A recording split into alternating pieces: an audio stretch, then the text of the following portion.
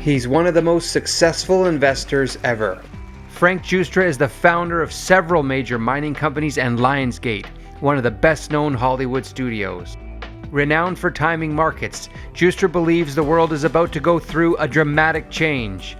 What you're about to see are the highlights of conversations I had with Frank taped over a couple of days early this summer. He describes a gathering storm for investors, the possible outcomes, and Aris Gold, the ark he is building with his own money to ride out the storm. This is perspective helping everyone watching this today. That's why I really believe this is one of the most important interviews I've ever done. The first thing he wanted to show me, I want to show you something really cool here. This 500-year-old trunk owned by Spanish conquistador Francisco Pizarro. I keep this for a very, very important reason. It has two very valuable lessons about gold. The Spanish Empire was basically built on the conquest of the Incas. All the gold that came from South America was what made the Spanish Empire in the 16th century. It shows the importance of gold in the system. So that's one valuable lesson. On the flip side is, if you think about it from the perspective of the moral of the story of the Treasure of the Sierra Madre, that movie, which is how greed brings on the demise of men. These are the men who tried to tap the treasure of the Sierra Madre. Men with an oath on their lips and muscles in their arms, but men with greed in their hearts, ready to break their backs, to sell their very souls for gold, fighting shoulder to shoulder against the forces of nature, only to find their greatest enemy is human nature. Shut your trap! Shut up or I'll smash your head flat! Pizarro died a very ugly death because he got into a conflict with one of his cohorts that was with him when they conquered the Incas. They had this big feud, and he eventually was assassinated about 4 or 5 years after he conquered the Incas. So gold is something that everyone should own as a preservation of wealth, but not as an ambition, something to go after to become rich, because that's, leads to that whole greedy aspect of human nature, which I think is a very ugly thing. Yeah, I know what gold does to men's souls. As long as there's no find, the noble brotherhood will last. But when the piles of gold begin to grow, that's when the trouble starts. It's a fascinating story, how Francisco Pizarro basically fooled Emperor Atahualpa into believing that he had a lot more men. And I think he only had like 100 or 150 men, he basically took down his entire army. Mind you, they had guns and horses, which the Incas didn't have. But he tricked them, took them hostage, and then held them hostage until the emperor's men would take the soldiers, the conquistadors, to where all the gold was. This, the famed city of El Dorado, which was Cusco. And basically they came back with what was then an unheard amount of gold. It filled half a room. It was so much gold. And Europe had never seen that much gold, and that's really, again, what made the Spanish Empire. And it would have been, the best stuff would have been right in there. Well, that was his personal trunk, so I'm not sure if he held gold in there or underwear. It's a better story with gold. Much better story, but this is a great reminder about, a historical reminder about what role gold played in history. Frank's personal connection to gold and the underlying problem it solves, preserving wealth, didn't start with Pizarro's trunk, founding Goldcorp, or his earlier business successes. It came from his childhood and a story he has never shared publicly until now. I came from a very lower income class. My father was an immigrant to Canada and worked in the mines. He came to Canada at the age of 19 and with very little education and no money, and ended up working as a driller and a blaster in mines around Canada for many, many years. It came to a point where he had to make a decision because he was going to be working way up north in a camp, and obviously we, the family, had 4 kids, couldn't be living up in a camp. So he sent us to Argentina, where my mother's side of the family mostly resided. They lived in Buenos Aires. So he thought that she'd be safer, more comfortable around her family. And then he decided that, well, Argentina's not a bad place. So he started to invest in a couple of businesses down there, and thinking that he would get out of the mining hard work, hard labor, and work his way into a couple businesses. Well, that didn't go very well. Argentina was starting to fall apart, and he could see the writing on the wall that it was, the whole Peronist movement, had really messed up the country. In 1965, when I was 9, he basically said, I got to get you guys out of here. And he moved us back to Canada. He had finally made enough money to move us back to Canada. And then he tried to sell his businesses down there, got into a long problem with a number of partners and didn't get his money out in time. By the time he got his money, hyperinflation had set in and destroyed it like it was worthless because it was Argentine pesos. And he was broke. He'd lost everything to hyperinflation. And that was a really valuable lesson, to see hyperinflation really affect you personally. After your family escaped Argentina or left Argentina, you ended up on a small island in BC where your dad was working at a mine, is that right? And describe your living situation after that hyperinflation experience. We were broke. He could only afford, he bought a small lot and bought a trailer. We lived in a trailer that was 32 feet long and I think about 12 or 15 feet wide. And there were 4 kids and two parents there in that very, very small trailer. Because my father didn't believe in borrowing money. So he believed that if you wanted to buy a house, you'd have to pay for it in cash. And it took him a number of years, 5-6 years before he could buy a house. And so we lived on this small island where there was this iron ore mine that my father worked in. And for a 9-year-old, it was like Huckleberry Finn. We were out in the woods all day, playing in the lakes and the ocean. It was great for me, but he was having a tough time. And people that don't believe that it's possible in America or Europe, well, Germany had it in the 20s. Turkey is in it now at the moment. It can happen, and it's always caused by the same thing: the printing of too much money. Eventually, you will get hyperinflation, and hyperinflation happens when the citizens of a country lose faith in their currency and they are rushing to get rid of that currency as quickly as possible to anything that's tangible. That's when it becomes a self-fulfilling prophecy. It becomes a spiral, wages chasing prices and so forth, and at a very rapid rate, because it's all about confidence. And this is what I was talking about earlier about in the last 10 years, you hadn't seen the velocity of money pick up. You had all this money printed, but the velocity of money wasn't there because people weren't spending and lending and borrowing, all the things that are necessary for money velocity. That will pick up, and it'll pick up when inflation expectations become unanchored, which is the term that the Fed uses. They anchor your expectations, make you believe that it's low.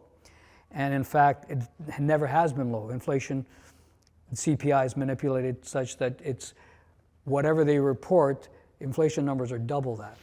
And I wrote an article about this recently about how the CPI is manipulated, how it was not the same CPI calculation they used in the 1980s. They've changed it 30 times. And if you try and decipher how they calculate inflation and how the little tricks they use, it's so confusing. You need a PhD in math. And it's all for the purpose of obscuring what real inflation is. Because if people really knew that inflation today, let's say, has been around 8%, is really 16%, if you really measure true inflation, people would freak out. And obviously it would impact a lot of things, all the indexing for the pension fund, Social Security. It would obviously mean that rates would have to go up and that would implode the economy. And so they're in a box. And I said this 10 years ago. I said the Fed created an inescapable trap. And they're in this box and they know it and they can't get out of it. So it's like, anybody that believes that the Fed is there to protect public interest is sorely mistaken. They're a cartel. The Fed is a cartel with government backing. And if they have losses, they transfer those losses to the taxpayer. It's like they're like trust fund babies, where they can go out and be as reckless as they want because they know daddy's there to protect them. That's the analogy. But once inflation expectations get unanchored and people start to lose confidence that inflation is going to be subdued or brought back, reined in, that's when it starts to feed upon itself. And you're starting to see that now. You saw it initially because of the supply chain issues that were caused by COVID, and that caused the cost of goods coming in from around the world to go up. And now you're seeing it since the Ukraine war. Now things like food prices and energy prices are going up because there's been a huge disruption in that, because a lot of it comes from Russia, whether it's fertilizers, whether it's wheat, or whether it's oil. So food and energy are your two biggest components of the CPI. So, and there's nothing the Fed can do about the supply side. You know, the Fed can only address demand by raising rates. And the supply side's out of control right now, and I think that that's going to continue to fuel inflation at the CPI level for a number of years here. This is not going to go away anytime soon. What do you think is going to happen to the standard of living in the West, particularly US and Canada? I think it's going to go down because the inflation is here to stay. There's only so much the Fed can do. They can't raise rates beyond, you know, I mean, look at all the hand-wringing that's taking place and how the market's tumbled in the last little while. There's too much debt in the system. When the 2008 crisis happened, and I predicted that there was going to be money printing, and then they did print money, when Bernanke said at the time, oh, we're going to be able to normalize rates, and we're going to be able to unwind the balance sheet of all that money that was printed, I called BS on that, and I said, you can't, because you'll implode the entire system. So what's happened since? Debt has doubled in the last 10 years. Global debt is at $300 trillion.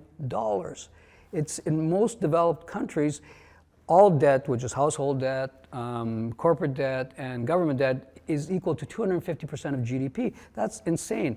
You raise rates in that environment on a global basis, you'll implode the whole system. They know this. So they can talk a lot about raising rates, and they can make a lot of threats about unwinding the balance sheet. None of it's going to happen. They're going to hit a wall. Stock markets will continue to crash. The bond markets will crash. And there will be some sort of a credit crisis, some sort of a crisis. And the Fed, which has no tolerance for recessions, never mind, you know, a financial collapse, they're gonna back off. And what I believe is that you're going to have to put up with the type of stagflation we had in the 1970s, where you have high inflation, low growth or no growth, and we're just going to have to get accustomed to it. So when you talk about the standard of living, it's going down for most people. The rich will get richer, but for most people, it's going to be a very, very difficult time. We've had this incredible speculative culture in the last decades. In a recent interview, you said this is not the time for speculation. Mm-hmm. So in your mind, this is not the time to be greedy, but the time to be defensive. And so how does one protect their wealth in an environment like stagflation? So you have to be diversified, skewed towards hard assets. Okay, so what does that mean? Diversification in terms of a little bit of cash. You always need cash. As terrible as cash is, because it's going to be eaten away by inflation, you have to have some, because asset prices are probably going to go a lot lower in certain sectors, and you want to have some cash available for that.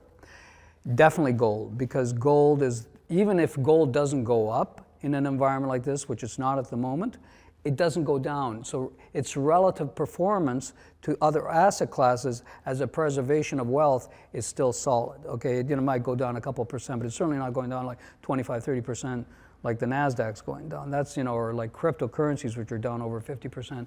So you have to have your gold as your preservation of wealth. And I'm talking about physical gold, okay? If you want to play the paper gold market, which is a completely different thing, then never fool yourself into believing that the paper gold market represents gold, because it doesn't.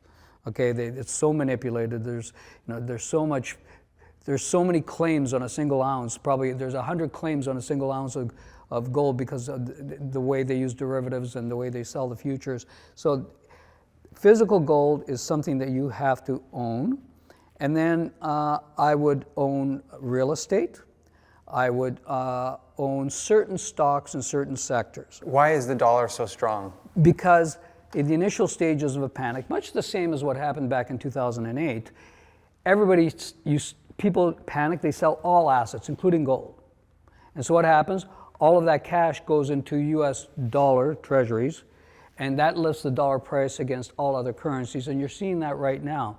And when the dollar goes up, traditionally, gold goes down. So gold's under a little bit of pressure right now until the dust settles and people start to go, okay, we don't want to stay in dollars because of inflation now. We have to reroute that money somewhere else. And that's where you'll see, I think, a lot of that money going into gold, because people see it, okay, at least I don't know what's going to happen here. I don't want to lose my money.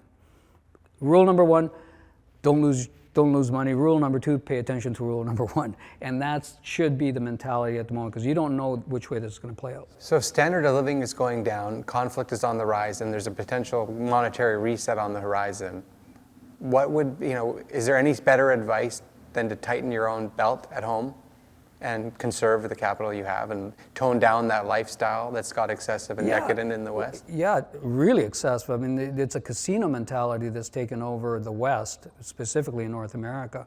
And this is going to end very, very badly, and it's already started. You're seeing the sort of unraveling of all of these crazy spec bets, whether it's high-tech stocks or whether it's cryptocurrencies, NFTs, the real estate on the meta universe, and the metaverse. It's all of this craziness, these valuations.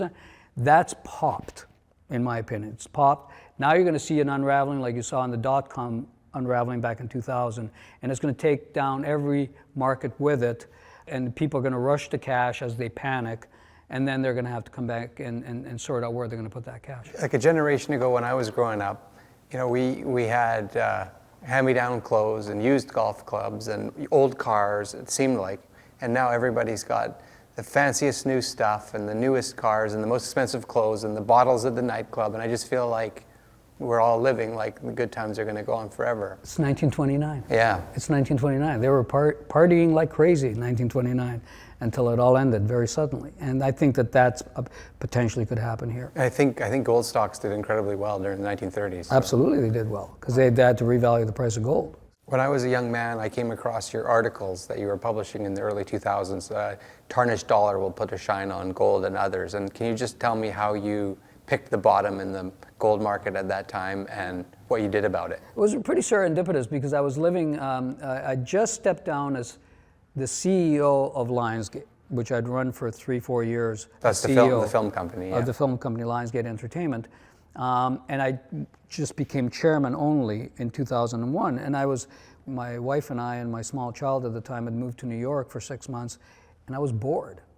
So what did I do? I just started reading. I would stay in my pajamas all day until we had to go out at night, but I'd stay in my pajamas and read about economic history, financial history, about the gold business, and a lot about the rise and fall of great powers. And I was fascinated by the likes of the Roman Empire, the Spanish Empire, the British Empire, and what caused all of these great powers to rise and then fall.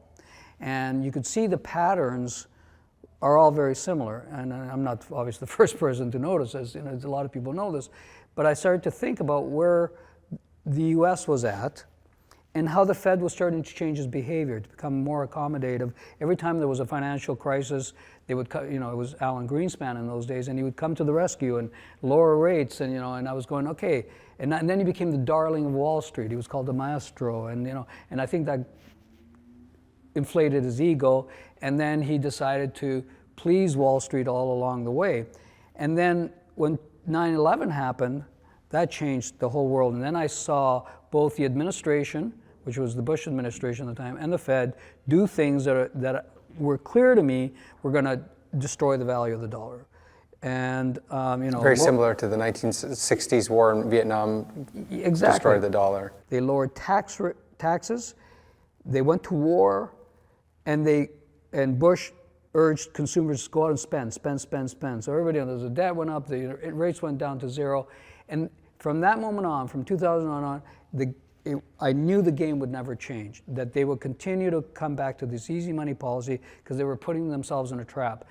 And so that's when I first started writing about, the fact that gold, which was $250 an ounce at that time, I'd say, gold has an inverse relationship with the dollar. Sell your dollars, buy gold. And that was my whole thesis. And what did people think about that thesis at the time? No one believed it at the time. It was so funny because I was trying to test my theory, because I published the articles, and then I did with my own money what I suggested in the article. I sold U.S. dollars and bought gold, and then I thought, well, what else can I do here? And I thought I got to find a way to put this thesis to work to actually do something interesting. Again, I was bored. I was retired, and I wanted something else to do. And so Frank Holmes, who was a good friend of mine and was he's the owner of U.S. Global Services, which is had a big gold fund that performed very well. He was always a great stock picker. I sold him on my gold idea, and then we went on the road to test the thesis. And we did presentations to institutional investors.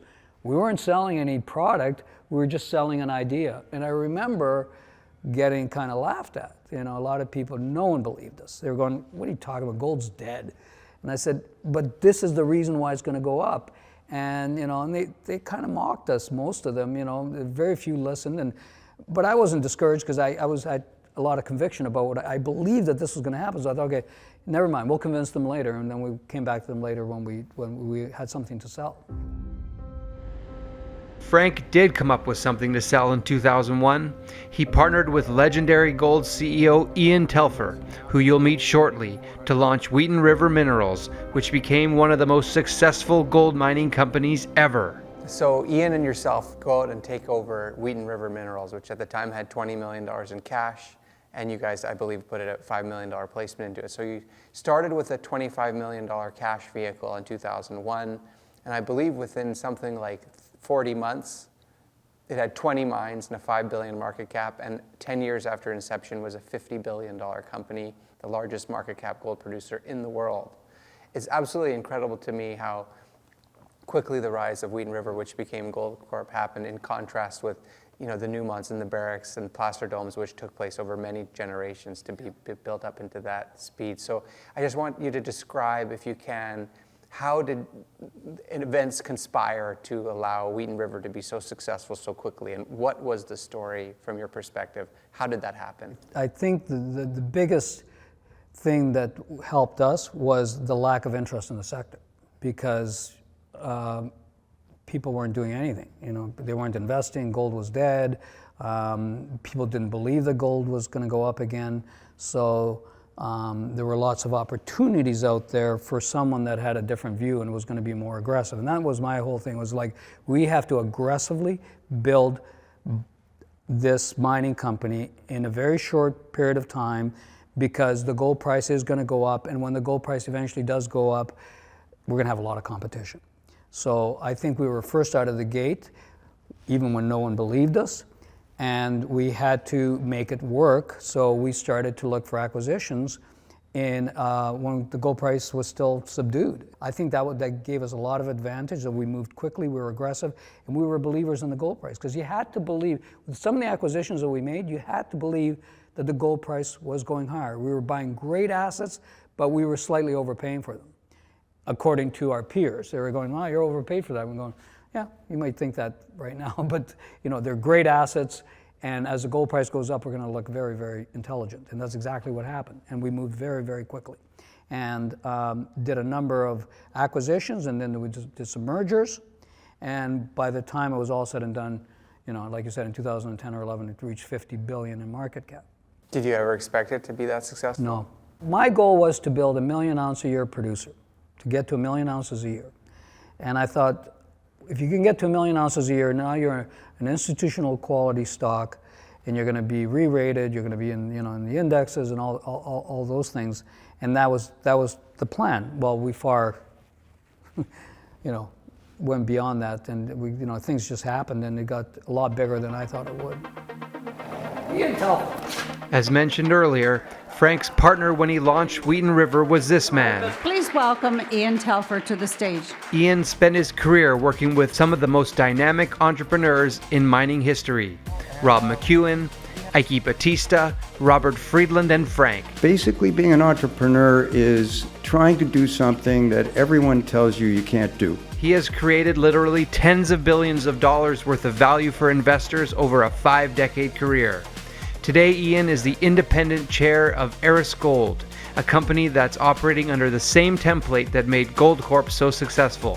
Frank is a strategic advisor and major shareholder of the firm. What did you learn from Frank, Ian? one thing, I've worked with a number of entrepreneurs and successful entrepreneurs, and the one characteristic they all have is they have no self-doubt. And Frank is like that. When the gold price was at $250, and we were both out of the gold mining business when we started Wheaton River, Frank knew gold was going to go up. He didn't just think it was going to go up or hope it would go up. He knew it was going to go up. And so that's, I'm an accountant. People say, what could go wrong? I go, well, this could go wrong, interest rates, gold price. You ask an entrepreneur like Frank, what could go wrong? And they go, nothing. And that's what I learned from Frank. What about you? What did you learn from Ian? Oh, just the art of presenting a story so that it's appealing. I said earlier, he's one of the greatest presenters I've ever known. He has that unique dual talent, a great executive and a great presenter promoter. And I watched Ian present, and it's like, it's beautiful to watch. You're convinced. He knows how to nail the points that will, as Robert Friedland used to say, create that hand-to-wallet reflex. Right. And very good at it. And I've always learned from other people throughout my whole life, and you get little tidbits from certain people. And with Ian, it was just his ability to just tell a story and present it in a way that makes it appealing. So Neil Whittier was the founding director of Wheaton River, and he's the CEO of Aris. And Ian, you're the chairman. Frank, you're a special advisor and a large shareholder. What are the parallels that you see, Ian, between the early days of Wheaton River and Aris? And what do you think about the opportunity in front of Neil and Aris? I guess the parallels is that I think all of us at Aris see an opportunity to create another major gold mining company. And as a lot of people have tried to do it, it's very hard to do. But a group of us have had success before, and we see with the assets that Aris is putting together now and a few more that we've got our eyes on, that we're going to be able to do it again and have a major gold producer in the market, and we think the market will look forward to it. One of my criticisms of the current gold space is there's too many mid-sized companies, and investors are looking for a large company. So we're going to build them another large company. The three of us chatted for a long time about what made Wheaton River and ultimately Goldcorp so successful, and why Aris Gold is potentially tracking the same way Wheaton River did. Then it was back to Frank to zero in on what he sees for the future of the global monetary system. Could you tell me your thesis for a monetary reset, a global reset? Yeah, no. So I've been obviously watching, the developments of the global financial system for many, many years. There are a few trends that that I've kept my eye on, and one is that for many, many years, physical gold, has been moving east. So, and while we were in North America binging on digital assets and speculating on all sorts of things, since 2010, central banks around the world have been accumulating gold at a feverish pace, and they're still doing it, 12 years later. A lot of that gold ended up in Russia and China.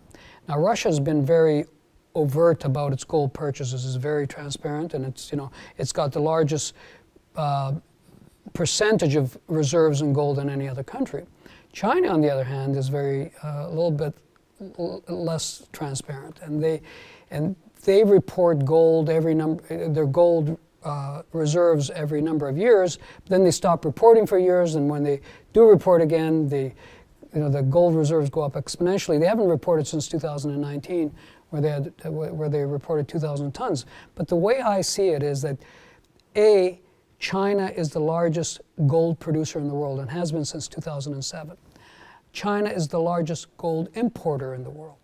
No gold leaves China. Mine gold in China, you cannot export it. So it's like a big black hole where the gold goes in and never comes out. And so my guess is that the next time that China reports its gold reserve, they're going to be a lot larger than anybody expects. And if you think about it in just the numbers, they've mined 7,000 tons just out of China since 2007. And what about all the gold they've imported? They're the largest importer, and obviously some of it does go to private citizens, but my guess is that they're preparing themselves, as Russia is, to exit the US dollar system.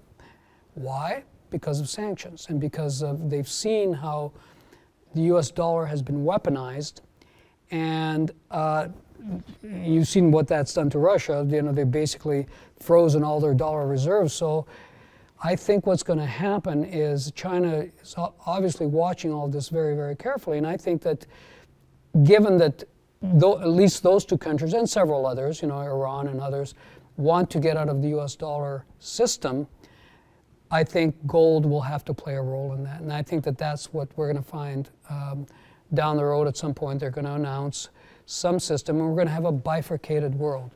Two systems. You're going to have the US dollar system, which a lot of countries can continue to trade through the US dollar system. And then you're going to have another system, and it might be two countries, China and Russia, both with partially backed gold currencies. And I think that that's where the world is heading, because many countries around the world don't want to be hostage to the US dollar system. Not just the adversaries, almost everybody else. So I think it might be kicked off by Russia and China, or Russia or China, or both. And then the world has a choice to trade either within that system, because they can trade in that system, they can also trade in the US dollar system. They don't have to align solely with one. And if you think back what happened after the Ukraine war, when the US was looking to condemn Russia at the UN, about 80% of the world's population sat on the sidelines, not wanting to upset their relationship with Russia. So I can see a world where you have two systems. And it might happen soon, it might happen later, but eventually we're going to have, I think, a system where gold plays a role. It might not play the entire role. There may be other commodities mix in there, but there will be a currency that's backed with something tangible, because none of the fiat currencies are trustworthy anymore. They've printed too much of it. You mentioned the Spanish Empire, and the Spanish Empire and the Dutch Empire and the British Empire and the American Empire. As the currencies have risen and fallen, the one constant has been gold. And I think it's hard to recognize that in a short or medium term of our lifetimes, but you know, throughout the centuries, that constant has been gold. Say, answer me this, will you? Why is gold worth some 20 bucks an ounce?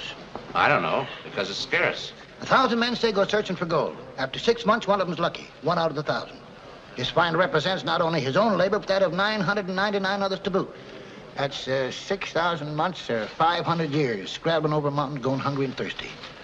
An ounce of gold, mister, is worth what it is because of the human labor that went into the finding and the getting of it. Do you not think that something has changed in the last century where, with the advent of technology and the internet, that gold is no longer relevant? No, I don't believe that, because gold is the only constant that no one else can print. And I think that the temptation for all countries, if they have the ability to do it, is to print money. It's happened throughout the centuries. Anytime you've had a paper currency, it gets destroyed. And gold is the only thing that people revert to. Now, if you go to a digital currency, which has been talked about by many countries, how is that different? You know, if a central bank issues a digital currency, it doesn't make it any more scarce. You know, they could might buy some time. Yeah, they could create a cap, put a cap on it for a period of time, but they can easily change their minds, just like they took the dollar off the gold standard. You can take digital currency off a scarcity standard. Gold, you cannot print. There's only so much of it, and it grows by 1.5% a year. You know, that's the inflation of gold from gold production. And every central bank in the world owns it, except for Canada and maybe the UK, and they're buying it every year. So why are they buying so much gold? They're de-dollarizing, number one. And I think countries like China and Russia, especially Russia, were preparing for some confrontation with the West, and that in preparation they bought a lot of gold and they'd sold their US dollars. And I think China's doing the same thing. What does a monetary reset mean for the average person? Well, I think what the average person has to be very careful about is if you think back to the Depression, when Roosevelt basically outlawed private ownership of gold. The government wanted the gold. They didn't want the citizens to have the gold, so they basically made it a law that all citizens had to turn in their gold for US dollars at, I think at $27 per ounce. Once they got everybody's gold, they revalued the dollar, basically devalued the dollar to $35 overnight. So they basically ripped off their own citizens. And then they made it illegal for people to own gold. And in a more recent case is if you think of Turkey in the last couple of years, which has had an incredible run of inflation, the government was begging the Turkish population to turn in their gold for lira. And why would you do that? You know, with 70% a year inflation, where the currency drops by 50% against the US dollar. So the lesson learned is if you believe there's going to be a monetary reset, keep your gold. Don't let them talk you out of selling it, which they're trying to disparage gold, and they have for the last number of many years. They're trying to say gold is, you know, a barbaric relic and all these things. They're trying. In the meantime, they own it and they buy more of it, but they don't want you to own it. So I think to protect yourself, own some physical gold. What about government outlawing gold ownership again? Is that possible in a monetary reset like you're talking about? I think it's very difficult in today's world, given the interconnectedness of today's world. But I think it's certainly possible. And so the question is, you know, would you give yours up? If you had a bunch of gold coins sitting under your mattress or in your safe, would you give them up if the government asked you to? I think most people, if they understand the history of what happens, and they understand that the currency's getting debased, inflation's out of control, why would you give up your gold? What year did Roosevelt outlaw gold? Like 1933. And so what I understand from some gold history is that gold mining stocks performed extremely well in that period. So even though there was no individual buyer, the central bank buyers gave a lot of demand to the mining business. Yeah, Newmont was the big mining stock in those days, and it did really, really well. So you've built major gold mining companies before. How you're trying to do it again with Aris? How do you think you can serve people and help people escape this monetary reset with Aris and do something positive, building a new gold mining company? Yeah, let me just give some background first, because I think it's important that people understand the nature of different types of investment in gold. And you have to be very careful with this, and I don't want to ever mislead anybody. To preserve your wealth, own physical gold, okay? And own it and don't sell it. That is going to maintain its value regardless of what happens to currencies or happens to everything else. If you want to make money, buy gold mining stocks. So buy the majors, and that's very safe companies, and have a portfolio of gold mining stocks in your portfolio. If you're trying to make a lot of money and you can accept the risk, because there's risk in this stuff, and I always like to say that, then you buy into a junior producer.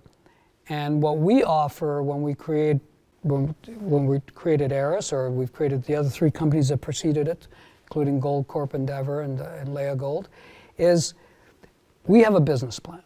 And we say, okay, we're going to build a major gold producer through a buy and build strategy. And we use our expertise in capital markets, our understanding of M&A, our understanding of how to create package debt financings. We do all of that, and we start usually with one operation, and over a period of 3 to 5 years, we try and build it to at least 1 million ounce a year producer. And why 1 million ounces a year? Because once you're a 1 million ounce a year producer, you're considered a senior mining company. And then you are in all the indices, your valuation multiple goes up, all these things that make it more and more valuable as you're an institutional quality stock. So that's always been our objective. And that's so Aris, which today trades at around a $200 million market cap. The objective has got two big projects that are going to go into production.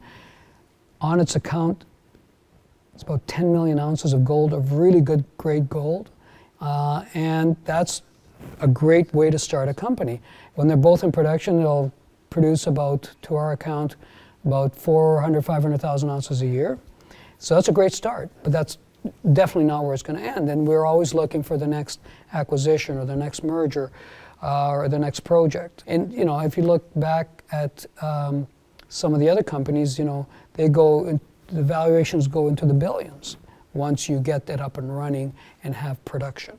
Well, when Wheaton River, which you and Mr. Telfer co-founded and took from a shell to the world's largest gold mining company by market cap in 10 or 11 years, I read that the share price appreciated something like 4,000% in the first initial 5 or 6 year period, which is really incredible. But in the subsequent decade, large mining stocks have underperformed, especially broad markets, and have definitely lost their luster amongst investors. What is it about a small company like Aris that has an advantage over those large mining stocks to outperform and to give more potential value creation? Well, because they're basically growth stocks. The major mining companies have been pretty stale in terms of growth. They're, especially since 2011, they've been very cautious about acquisitions and about capital investments. They've been playing a defensive game. So that's great if you want the safety of a defensive play, but if you want growth and you want value appreciation, you have to go with someone who's going to be very aggressive, have a very aggressive growth plan. And given that we have reached peak gold, we reached peak gold a long time ago. There hasn't been a major global world-class discovery since 1990. Okay, so it's over 30 years. The gold deposits are getting lower and lower grade. They're getting harder to find, harder to put into production. It takes 10 to 20 years to put a gold mine into production. And so if you want to grow in that environment, you have to acquire. And that's what we do best. We acquire. And that's how we're going to plan to grow this company through acquisition. Well, could you tell me how much has the management and the inside group and the founders invested in Aris? Close to 40 million. There's always some risk in when you're building something. So again, it's part of your portfolio. I wouldn't be like the Bitcoiners, say you have to put it all into this and you're going to be fabulously wealthy. That's pretty dumb investment advice. Everybody in their portfolio should have some portion of the portfolio that has risk looking for growth. And I think that this fits in that category. You mentioned just about the experience of your father losing his wealth in hyperinflation in Argentina. If he had owned gold, would he have protected himself in that period? Absolutely. If you look, Argentina went through a hyperinflationary period in the 70s and 80s. By the time he got his, he had a business. When we lived there, he had a business down there. He went through a long lawsuit to get his money out, and by the time he got his money, sometime in the 70s, late 70s, it was worthless. Absolutely, it was like wallpaper. It had no worth whatsoever. So he lost everything that he invested through hyperinflation. What did it take for your family to persevere through that period of losing everything and starting over? How did you guys make it? Well, to my father's credit, he had to work very hard and start over again. And it was hard, and we didn't have any. When we came to Canada, we had nothing. We lived in a small trailer on an island off the coast here where there was an iron ore mine that my father worked in. And, we didn't have toys or bicycles or, whatever money we scraped together was to buy clothes and buy food. And so it was tough. So it sounds like in that time you had each other, and also your mother's cooking kept you guys together. Oh yeah, we ate well. We didn't have a lot in terms of material things, but we ate well because we had a huge garden. My parents loved to garden, and they grew every vegetable you can possibly imagine. And so we ate well. She was a fabulous cook. And with that, our formal conversation ended. I'm hungry. You're doing good. You're doing good. I'm gonna make my pasta. And Frank used the kitchen skills his mom taught him, and Domenica Fiore, the renowned olive oil he named after her, to cook the crew and I a delicious Italian dinner. The Mediterranean diet has been around for thousands of years. It is considered the healthiest diet. So Frank's bid to save you from what's coming: be defensive, preserve your capital, cash, real estate, and gold. Aris Gold. Thanks for watching.